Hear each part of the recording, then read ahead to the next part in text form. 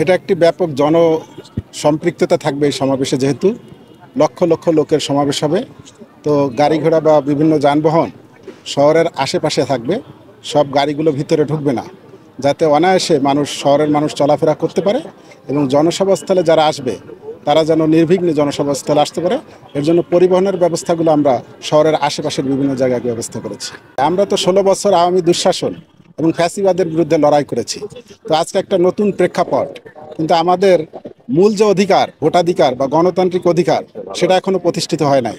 এই জন্য আমরা এই যে গণতন্ত্র প্রতিষ্ঠিত করা এবং আধুনিক বাংলাদেশ, একটি সুন্দর সুশৃঙ্খল এবং পরিচ্ছন্ন বাংলাদেশ গড়ার যে রূপরেখা তারেক রহমান দিয়েছেন বা স্বপ্ন দেখছেন, সেটা বাস্তবায়ন করার জন্য আমাদের এই সমাবেশ একটি মাইলফলক।